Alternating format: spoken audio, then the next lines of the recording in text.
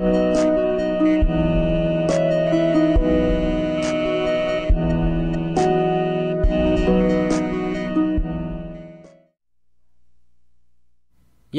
it's time for a commentary. Finally. Oh, drinking some Nos here, hang on. Oh, what a rush. DrinkNos.com. Alright, haven't done a commentary in quite some time, and I apologize again. But, actually, there's a few reasons for that, and I am just so exhausted lately and been really busy, doing nothing but doing a lot of things at the same time. I'll explain. But we got kind of a long story today, so I want to get into it as quickly as I can. And my name is LegitRabbi, and I stroke matzo balls for 1,600 Microsoft points. So, let me give you a background of what today's story is going to be. Let me adjust my microphone. Alright, sorry about that. So, last week, because now it's the second week, I started working at the camp that I've been going to for about 6 years now, and we found this camp because I wanted to get into playing drums, and so I started there, and then after that summer ended, I played during the school year, I played with some other friends, got involved with some other people, and then I just moved on, and I just went back to the camp for fun. I had made some friends and stuff. Of course, my parents paid them, they weren't real friends, but you get the point. So this is actually my second summer working there, and I basically do nothing, honestly. But I get home every day, and I'm tired from just being outside all day, and then I usually have stuff to do at night, so I've been kind of busy. But not like busy like I do anything, just busy because I can't sit in the frickin' basement sometimes. Nos break. Alright, so let me first explain to you this camp. Without being mean, it's a very low-budget camp. They don't really force you to do anything. It's kind of like the lazy man's camp, which isn't a bad thing. It's not a bad thing. I'm just saying, kind of get to do whatever you want. If you don't want to do this, you don't have to. The main things they do are like swimming, art, and like hang around and talk to yourself or talk to people. I don't know. You know, this camp is really small. It's very weird. It's not your normal average Jew-ass day camp where it's like 10 o'clock hockey, 11 o'clock rape set, or wait, what? 12 o'clock basketball, whatever. So I just kind of do whatever, hang out with my friends. So I'm kind of known at the camp for troll-lolling the maintenance crew who works there. And there's usually a maintenance crew made up of about 3 college kids, and then there's one older guy who's kind of the head who tells them what to do, kind of like their boss, because they're just college age, and he's usually like 40 or so. So ever since I started going there, it'd be like the same guys for 4 years, and at first, I forget what happened at first, I'll need to find out, but I started trolling them, and then they just thought I was like so funny, so we became great friends, and that's the only reason I would get out of bed in the morning. But the last 2 or 3 years, the kids have always changed, they're never cool. But the one guy, the head of the maintenance crew, we call him Dan the Maintenance Man. His name's Dan. He's about 40 years old, and this guy's the weirdest guy you'll ever meet. No one knows why he does any of the things he does. And by the time this video and maybe a part 2 is done, you'll see what I mean. Because I can't just describe him. He's not like... He's funny, but he's not funny like a clown fun. He's funny like, look, what the hell's going on with Voldemort's nose kind of funny. That's what he's like. So, let me give you an example. Story time. Now we get into it.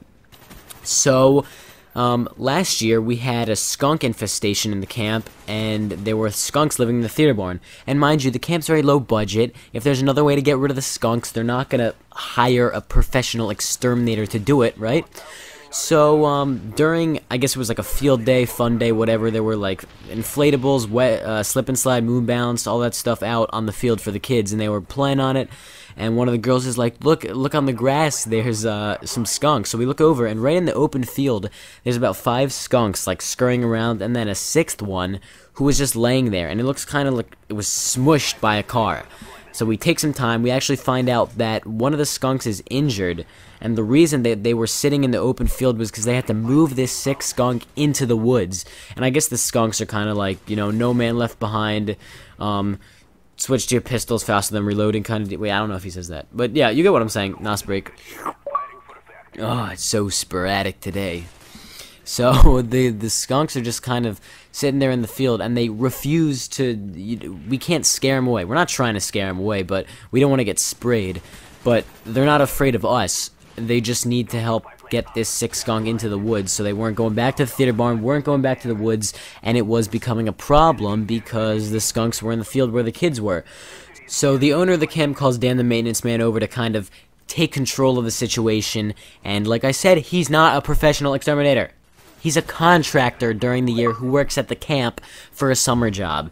So he goes, well, yeah, I looked at this on Wikipedia. I know what I'm doing. I know how to take care of this. So he goes into the maintenance shed, gets some kerosene and some vinegar, and funnels it into paper cups, like little bathroom cups you drink water out of, and starts drenching the skunks in fucking lighter fluid and vinegar. Okay, this is a 40-year-old man. Looks like he's having fun in a field of daisies, kind of pouring this stuff on these 6 skunks. And, I'll just put it out there right now, he does not get sprayed, because that would have been a lolfest. Yes, I did say lolfest. But that's what, you know, it would have been, and he's just looking like an idiot, and all these kids are standing there laughing. And we have, like, these 4 or 5-year-old kids that are, like, right here, messing with, like, these chemicals and these, like, dangerous skunks. And the mom was rabid. She was, like, 300 pounds. That's an exaggeration. But she was giant, fat. She was probably pregnant, and she was rabid. So after he does that, every time he hit them, they would just go into the woods, but they wouldn't leave. They would just keep coming back. So eventually, he's like, I don't know what to do with them anymore. Wikipedia wasn't a reliable source. I don't know what to do. You think? So one of the women who works at the camp, her husband is, he owns guns. That's the best way to put it. I was going to say he was an exterminator. No, he owns guns. So they call him in here, and he rolls up in the Ford pickup truck, all decked out with, like, spinners and monster truck wheels. I don't know how you get that combo.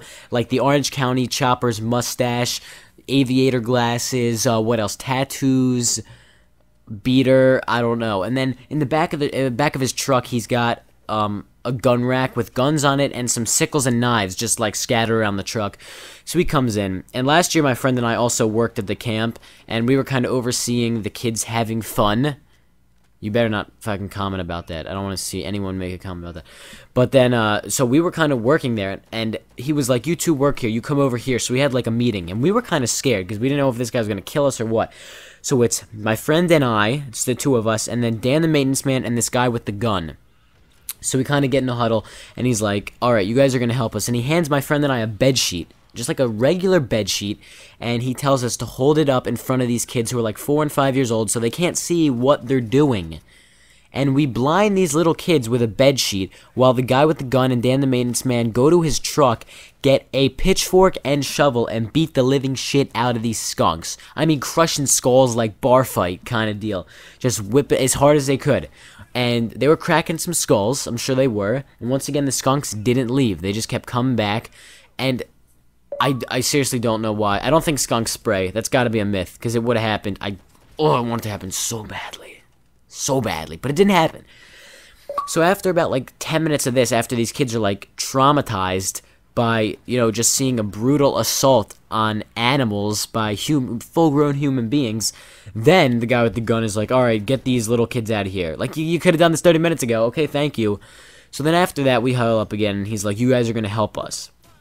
So we weren't allowed to touch the skunk because we were just, you know, kids. So we just were we had like the UAV recon deal. So our job, my friend and I, was to go around the theater barn and call out the skunks. You know, like 1 under shed, 2 under the porch, I don't know, 2 in the field, 2 behind the rock, whatever. And we would call it out, and the other 2, Dan and the guy with the gun, would go around and pick the skunks up with their bare hands and throw them in the knapsack. This just random knapsack. And after he had him all in the knapsack, he shot him with the air rifle. Okay? Just I'll take a few seconds for that to sink in. Yeah. Okay, so now you get the point of what he's doing. And after that, everyone went back to their normal day, because that's just a normal day at the camp. And I was talking to my friend and some other people at the camp today who are actually normal, and we make fun of Dan. And I've got some other stories for him. So I'm going to make a part 2, and it's going to be on my channel. You know, I'll just, whatever. I'll put that on my channel because a little bonus. But I think I only need another part and describe you. None of the stories are as long as this one, but they're good. There's like I have like 5 short stories I can fit into one video. So if you guys enjoyed it, leave a like. That's all I ask. You know, and leave a comment too. Thanks for watching. Don't forget to subscribe. And I'll see you guys later. Peace. Go drink some nos. Go shoot some skunks. Get rabid killers over here. Yeah, nice. Nice.